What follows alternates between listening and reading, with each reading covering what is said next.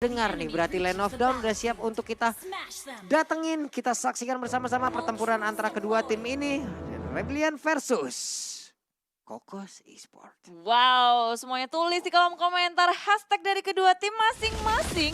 Dan dari tim Rebellion mereka langsung ngegerak-gerak maju untuk nge-pressure Val yang nyaris saja tumbang. Tapi Val masih nyimpan flickernya, belum terlalu berbahaya, masih under control untuk Koko Esports.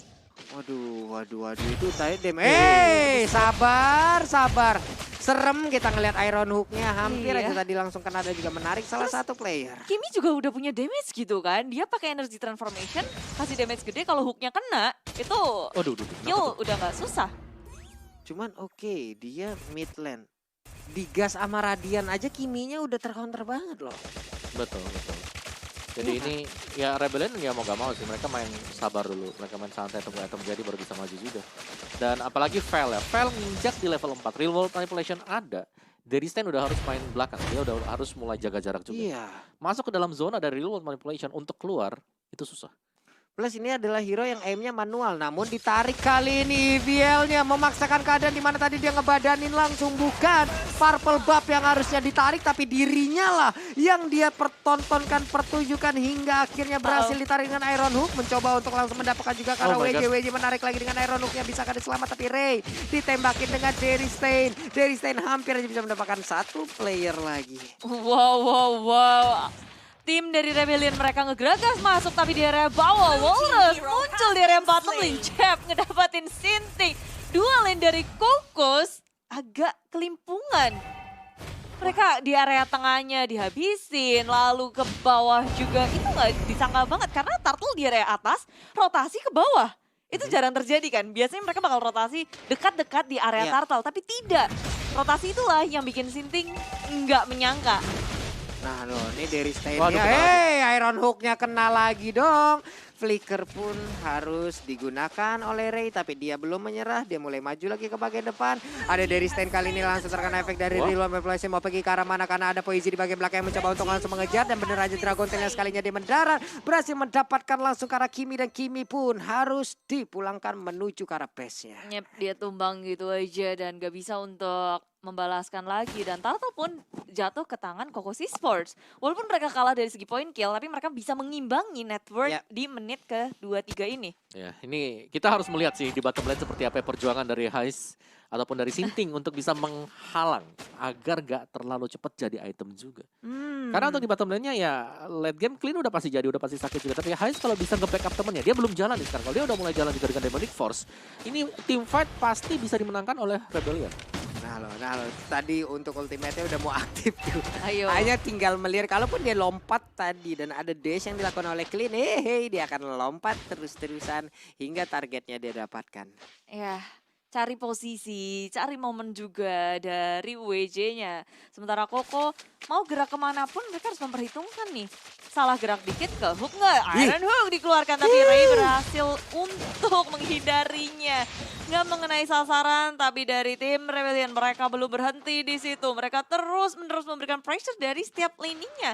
Heskol di area bottom lane, dia berusaha untuk nge-push laning-nya, mendapatkan gold shield-nya. Tapi yang tadi sangka Sinting ada Bloody Hand dengan ada flicker. Sinting tak bisa kemanapun. Backup dari tim Kokos Esports pun tidak bisa untuk membantunya di area bottom lane. Ray datang terlalu terlambat. Don't Run Wolfkin dikeluarkan, tapi Walrus masih bisa kabur ke area samping. Dan selamat dengan satu pick off di area bottom lane. Itu dia ya, Bloody Hand, surprise-nya gak bisa dibatalkan. Kemanapun kita pergi pasti akan terkena ataupun merasakan bagaimana efek yang dihasilkan oleh Bloody Hand tersebut. Namun ada space yang tercipta, Poisinya di atas, free seorang diri untuk bisa mendapatkan karena shield turret-nya. Ya, flicker Bloody Hand sih itu serem banget. Tapi sekarang di area atas, sendirian aja Poisi menghadapi dua member dari tim Rebellion. Maju ke area depan dengan adanya Black Dragon Form. Sementara itu di area dari Turtle yang kedua berhasil diamankan oleh Koko Esports lagi Pak Bulung. Oke, dapat turtle lagi dari sisi network mapnya juga udah mulai terlihat nih sedikit perlahan tapi pasti ada sekitar 200-an tadi Poisi. Dan juga Ziri Asigen masih melakukan fight di atas. Ada pergerakan dari Franco, maksimum charge-nya nggak kena. Terkena efek dari Dragontail juga dikejar habis-habisan ditumbuk sudah punggungnya. 3 player berasuk bersamaan untuk menuju langsung ke arah hero tersebut. 4 bahkan kali ini berkumpul di atas. Saling membalas satu sama lain dari keduanya berfokus di area yang berbeda. Sedangkan Kokos melihat di area top lane banyak penumpukan dari RBL di area bawah. Hazard mau maju ke area depan dengan Demonic Force pun gak bisa. Mau kabur kemana karena udah ada 4 member yang bersigap di area bottom lane. Sempet lah tadi ada 2 kali lompatan ya. Dengan darah ataupun modal darah yang gak begitu Tipis banyak. banget. Hanya ada 1 bar di bawah 1 bar bahkan tadi. Oke, Brave Fighter-nya langsung dikeluarkan. Mengejar langsung ke arah Ray. Ada Iron Hook, gak kena ke arah siapapun. Pakitonya di area mid masih mengacak-acak ke arah wave minion. Tapi pertempuran antara Ray dan juga Ziri Asigen masih terus terjadi. Konsel kali ini dikeluarkan juga. Akankah ada Bloodian yang langsung mengarah ke area dari tubuh Clean? Tidak, karena dia ingin masuk ke dalam rerumputan saja. Ya mencari momen yang tepat atau jadi apa ya, dia itu kayak mencari mangsa yang tepat Pak Bulung. Tapi dia sendirian pun nggak akan bisa. Teman-temannya masih agak jauh di area belakang. So dari tim Rebellion mereka akan bergerak terus-terusan mencari poin-poin kill yang ingin mereka hasilkan. Dan WJ inilah dia yang menggunakan Franco. Dia memperoleh dari Silver Esports Mobile Legends di Ponex Papua.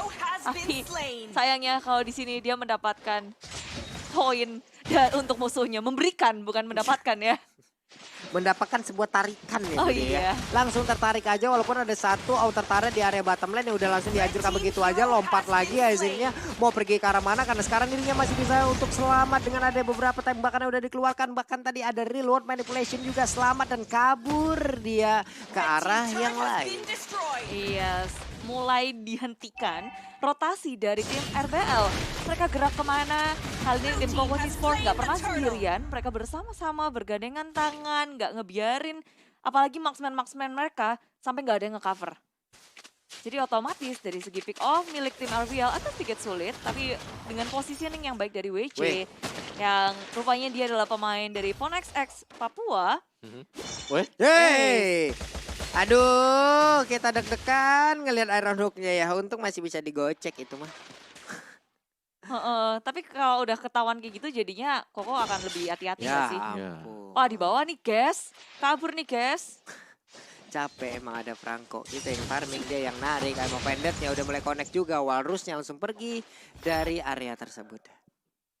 Menit ke-7 kali ini udah saling berhadapan satu sama lain. Kejar-kejaran terjadi, saling melihat satu sama lain. Waduh. Iron Hook dikeluarkan, nggak connect ke arah siapapun.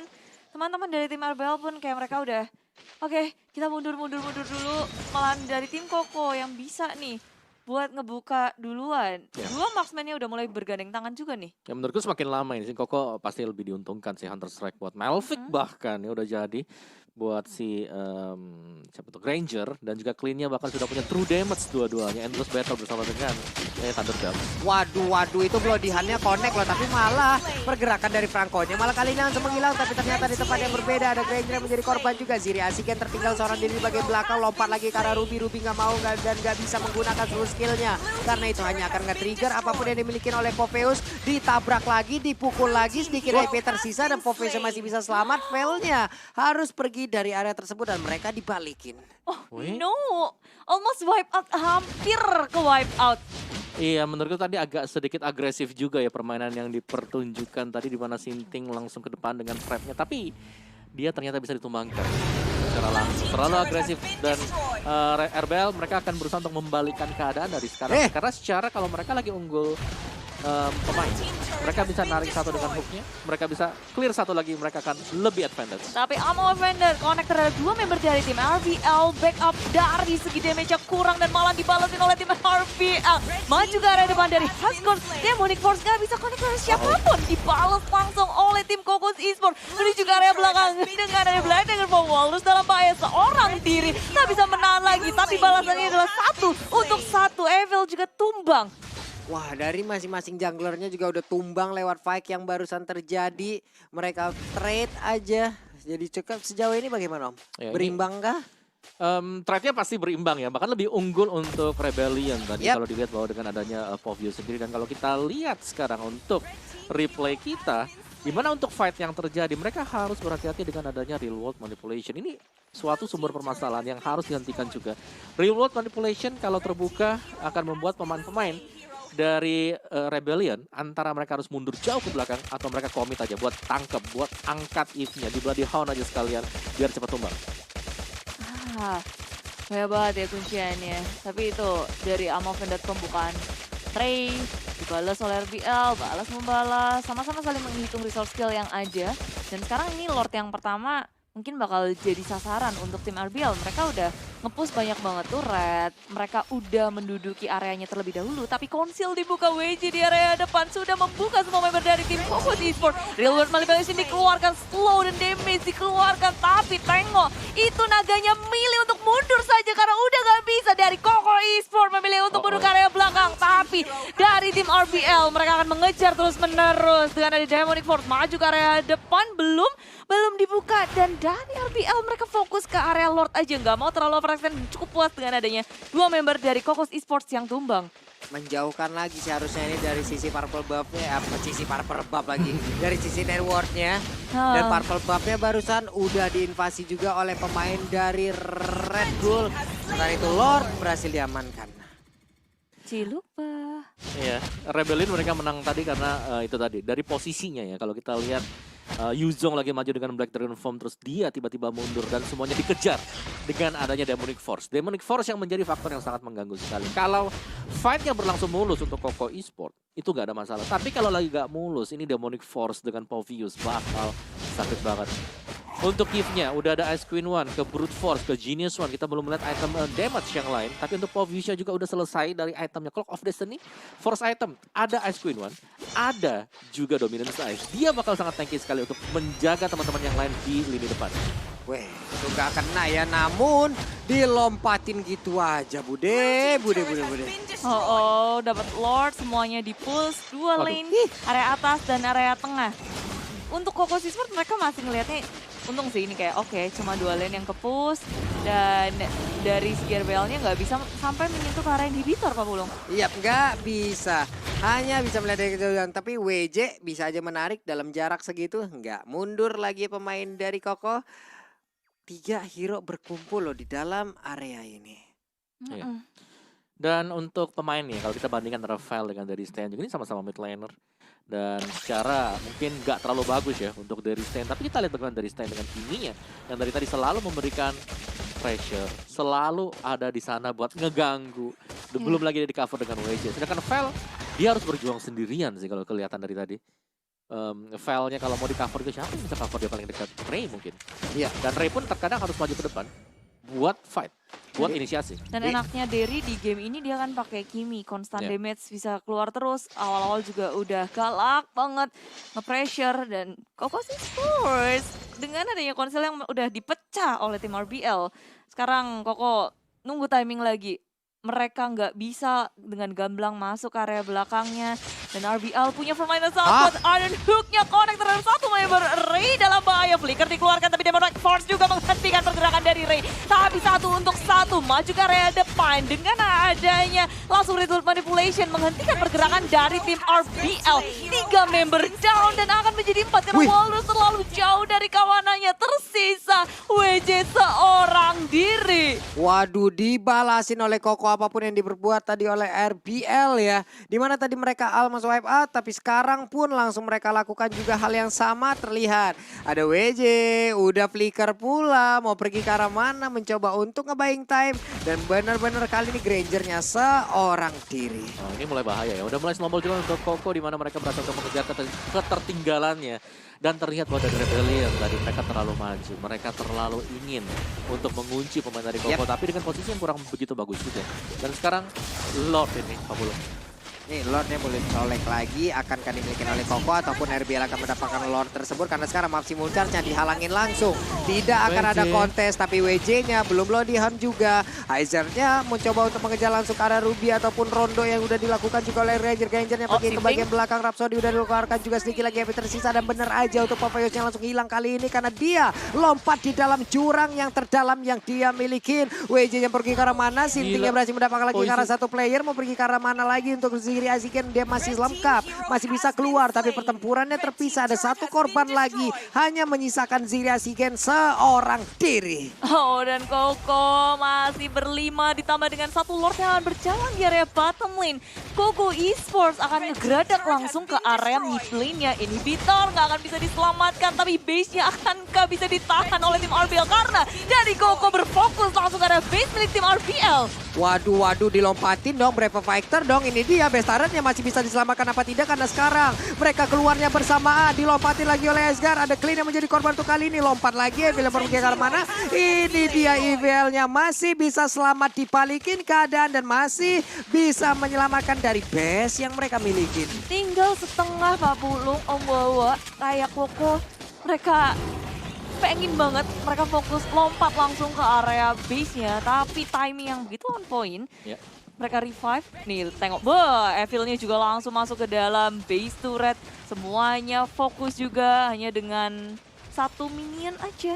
Iya. Dan juga dari spawn-nya sih, sebenarnya untuk spawn time-nya ya, di mana Ya, pas. banget Povius juga sudah ada di sana. Jadi Demonic Force ini bakal ngejar-ngejar semuanya. Karena mau gak mau memang semua skill dash itu harus dipakai tadi untuk kabur. Kabur. Terlalu dekat dengan base, jadi mau gak mau dipakai. Bahaya.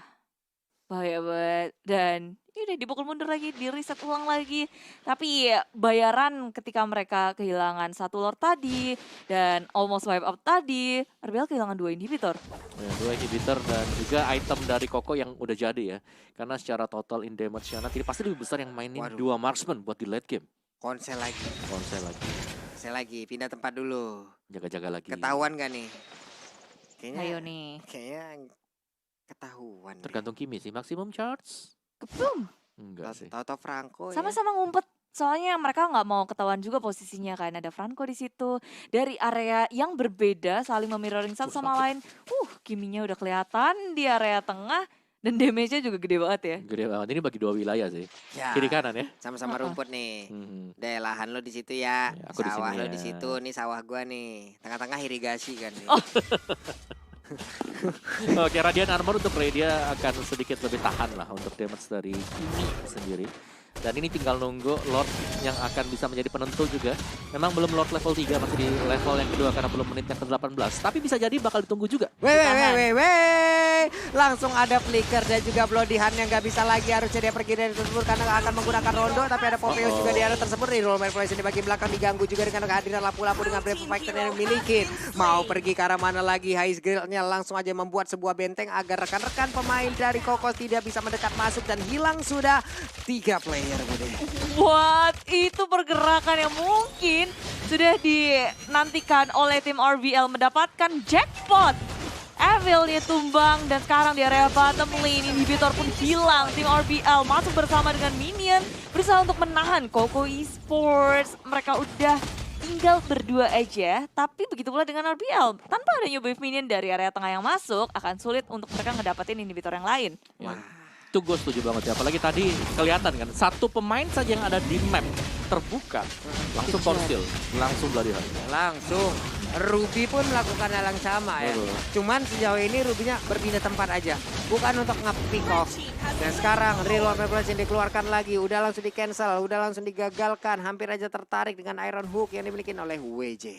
Ya, timing untuk ngecuri Lord ternyata tidak tepat. Sehingga ya udah mundur aja. Mundur dari tim Koko Esports dan ini Lord menit 18. Oke, level 3 ya. Udah ngedapetin level 18. Level 3 ngasih efek juga buat teman-temannya untuk tim RBL khususnya. Sekarang mereka akan masuk dengan atribut yang lebih kuat. Yes, mereka pasti akan lebih pede juga setelah temenin Lordnya sendiri. Dan ini dari Koko bergantung, jangan sampai mereka ke pick lagi ya, terutama untuk hal-hal semacam itu. Mereka nggak boleh split sendirian.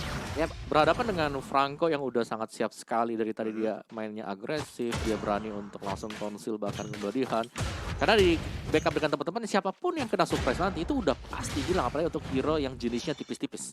Ya. Seperti marksman-nya.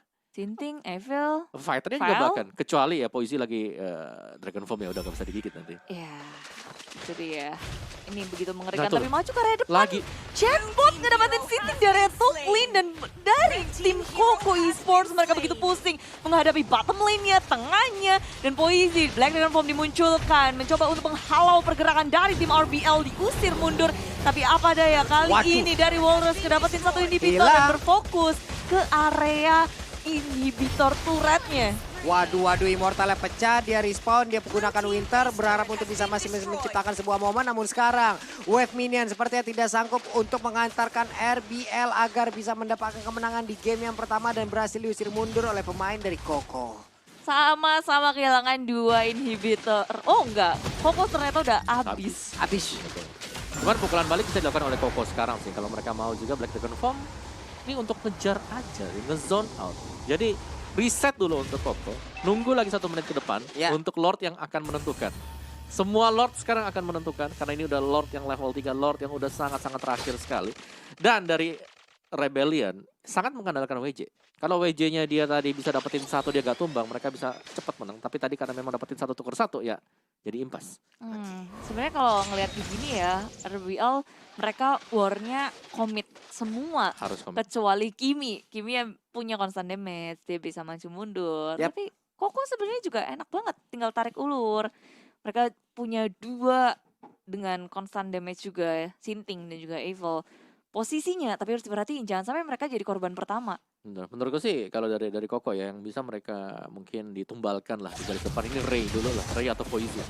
Kena dari si cewek, si WJ baru bisa dibalikin. Karena WJ-nya dari tadi dia langsung lompat, dia langsung gigit semuanya. Jadi mau gak mau. Mau gak mau ya. Dan Lord kembali hadir di menit ke-21 dan bener aja untuk kali ini tidak sempat kabur dari area tersebut tapi malah langsung jadi bulan-bulanan. Lapu-lapu lenyap sudah dan sekarang Black Dragon Form akan langsung mendarat harusnya di area dari Lord tersebut. Akan kesempatan untuk Lord-nya agak sedikit terlambat. Diketarik. Tetapi Iron Hook mendapatkan 1 jackpot dan Bloody Hand juga disusul tapi follow up damage-nya. Evil tumbang dari area samping. Ray menahan semua member dari tim RBL. Tapi maksimum charge ke area belakang. Hazard Gold dibuka udah Demonic Force-nya. Ke area belakang Ray-nya masih bisa bertahan. Dan dari Lord-nya akhirnya didapatkan oleh tim Koko Esports. Wow, ada pergerakan dari Yuzong yang berhasil untuk mendapatkan 1 hero tersebut. Tapi malah sekarang Franco yang setelah Irono kita nggak kena.